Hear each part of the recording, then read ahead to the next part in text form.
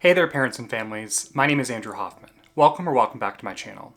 In today's video, we're going to cover paying for college. Now, just a side note, this is the Cliff Notes version of paying for college. I used to be a professor in a graduate school of education, teaching future high school counselors all about financial aid, scholarships, and the admissions process, and this was an entire 5-hour unit. If you want to learn more than maybe these 15 or 20 minutes within this video, you can go to my website, askdrhoffman.com, and you can sign up for the Parents Ultimate course on college admissions. There I will go over extensively college costs, financial aid, merit scholarships, the whole 9 yards.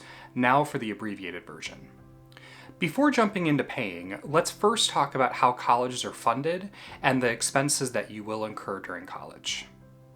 In a very simplified explanation, here are the following ways that colleges are typically funded. Government subsidies and grants.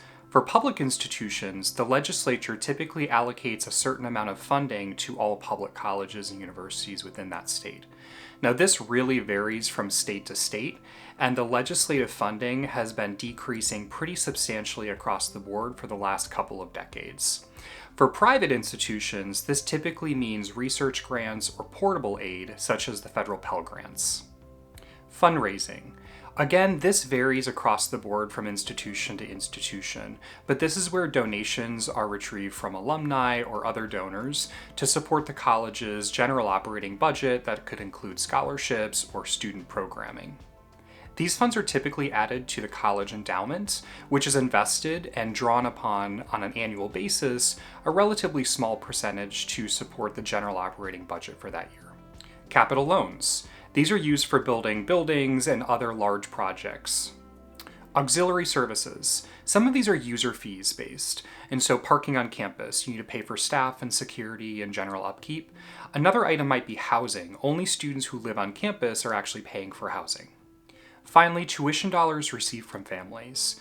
Because costs continue to rise and legislative funding continues to decrease, the only release valve is actually shifting this burden to parents and families, at least at public institutions. For private institutions, typically colleges will look toward their peer institutions to see how much they are charging, and these are relatively high sticker costs. Again, this is a simplified version because there are a few other small buckets of funding, but this is the general gist of funding a college. Next, let's talk about the actual expenses for college. You've heard me talk a little bit about this already. Tuition, housing, maybe parking on campus. If you add all of those up, that's called the cost of attendance. So should a family pay full price or the entire cost of attendance, that's called the sticker price. We have tuition and fees, and this is the bulk of expenses. This is typically more than half of your entire cost of attendance at a private institution. These are all of those pieces that are non-auxiliary, and so not user-based fees, for example, and they go toward some big ticket items like staff and faculty wages, administrative overhead, furniture, maintenance, sort of the general running of the college. Housing, which is the student's residence hall on campus. Books and supplies, so obviously this is textbooks, but it's also supplies for maybe engineering courses or architecture or art or film, lots of extras here. And booksellers and those companies that run them are often finding more ways to upcharge families and students. And so that might be online access to a course or some additional materials. Transportation to and from home. So if your student is living at home, this would be commuting into college. But if your student might be going out of state or across the country, this would include flights or train tickets for those break periods. And finally, there are personal expenses. So this might be going out to a movie on a Friday night or doing laundry or some general shopping needs like toiletries.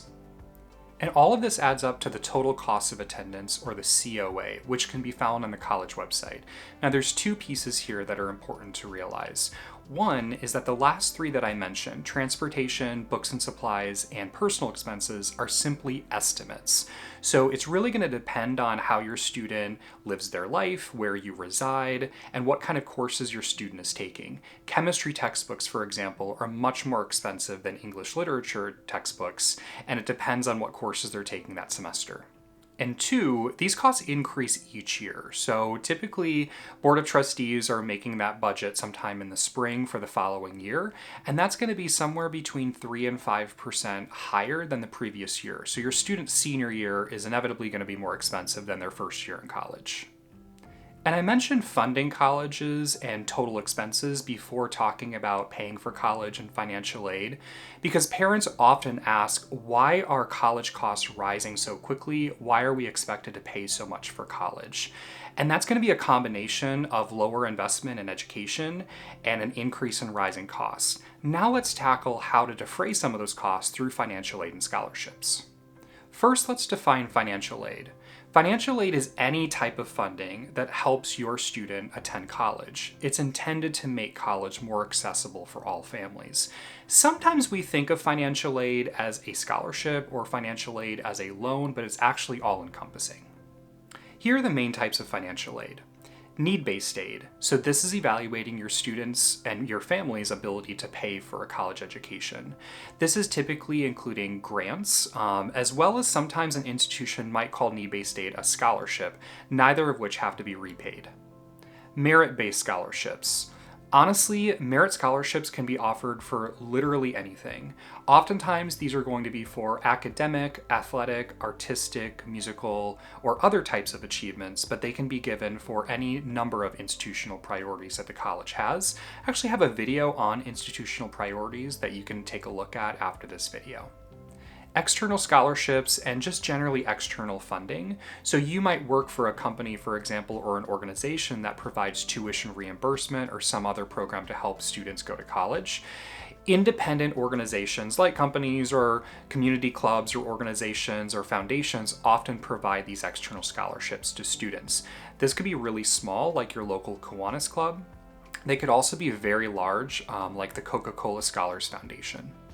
Federal and private loans, and those are really two distinct programs. Federal loans often have lower interest rates and more flexible repayment plans, some that may be forgiven, whereas private loans typically don't have those terms. With any type of debt, obviously, you are going to be cautious when borrowing. And then there are work-study programs. Typically, this is going to be the federal work-study program, and that's going to be a part-time job on campus for students with financial need, and that will help defray some of those personal expense costs. And then there are simply other ways to pay for college that we're not categorizing as financial aid because typically these resources are coming from you and your family. This includes parental income, so that might be one lump sum or possibly a payment plan for tuition each year. It could also include parent savings, and we also put the 529 college savings plans into this category. This could also include student income from high school, maybe a part-time job, your students' savings accounts, gifts from grandparents or other family members could help defray these costs. And then finally, there is the opportunity for a part-time job on campus. Now, this is a little different from the federal work-study program. This is not determined by financial need. Anyone can get a job on campus, typically making the campus minimum wage. And again, that helps offset some of those personal expenses. I think of financial aid like a puzzle, or when I'm making investments, I'm not putting all my eggs in one basket, I'm trying to diversify. So each of those pieces is a different puzzle piece that helps defray some of those costs of college.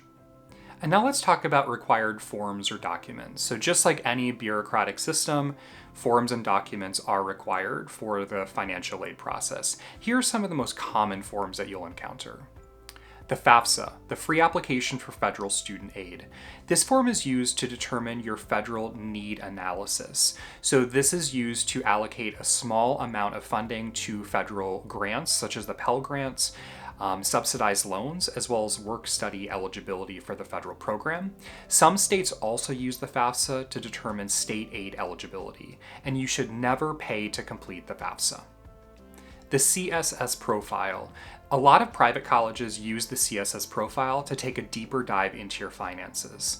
The FAFSA really only looks at custodial parents and guardians, and colleges often miss a lot of assets and income if you just look at custodial parents, and so they want to take a deeper dive into your finances through the CSS Profile. It's a much longer and complex form. There is a fee if your family makes more than $100,000 a year.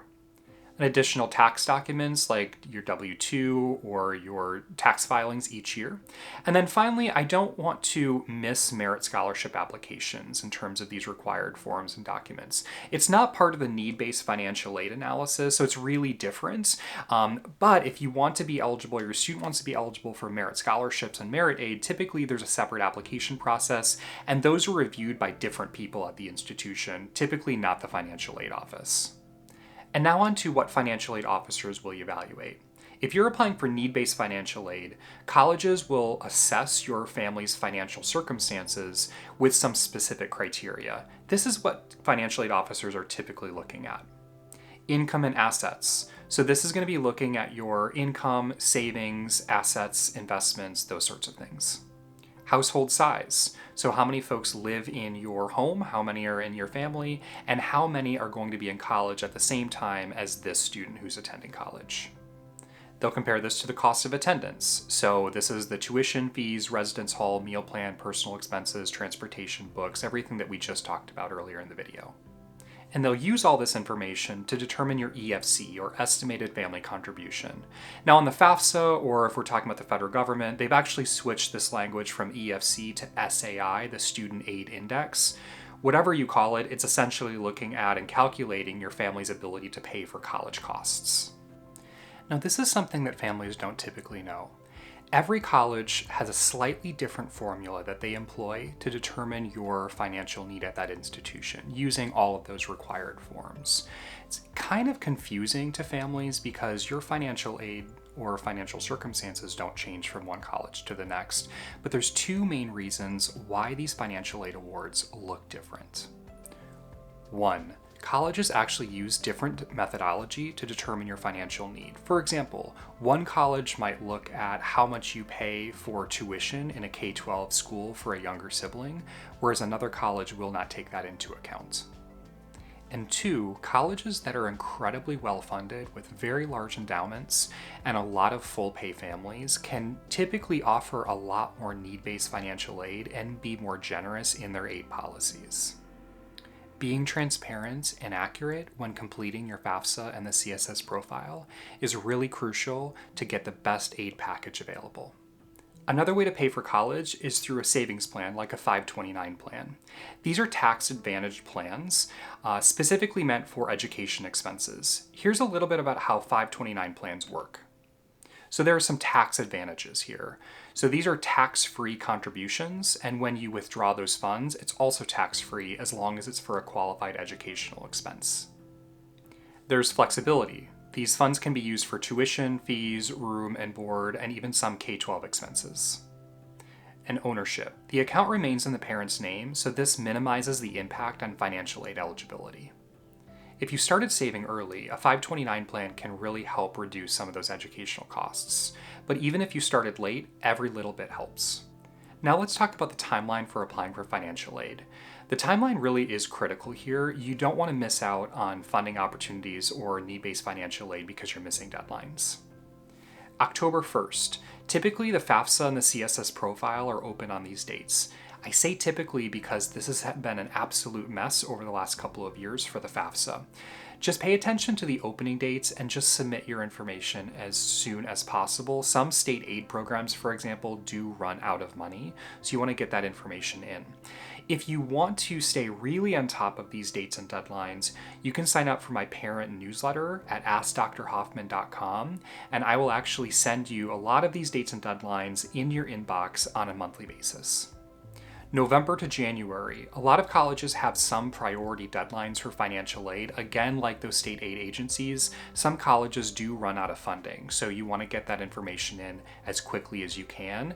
Also, if your student's considering early decision or early action, getting an aid package close to that decision might be really important to you and your family. And the spring of your student's senior year is when you review your financial aid awards and compare them from one institution to the next. This is where you can also try to leverage awards against one another by contacting the financial aid office. And finally, May 1st is the National Candidate Reply Date, or the College Admissions Decision Day. This is where a lot of colleges will require you to answer their offer of admission and financial aid, and you can choose that college as a family. This is where you're going to wrap up all of those financial aid conversations as well. Be sure to stay organized and be really aware of deadlines so that you're not leaving money on the table. To wrap up, paying for college involves understanding financial aid, considering savings plans like your 529 plans, and being able to adhere to deadlines and really understanding the timeline. I know it's a complex process, but with the right information and organizational skills, you can cross that finish line with your students. Thanks so much for watching. I really hope that you gained a tremendous amount of information around financial aid and paying for college in this video. Don't forget to like this video and subscribe to the channel to receive more college admission tips. In the next video, I'm going to cover another possible expense in this college admissions process, and that might be hiring an independent education consultant, or an IEC. If you want to watch that video now, you can click the link above. Good luck, and we'll see you in the next video.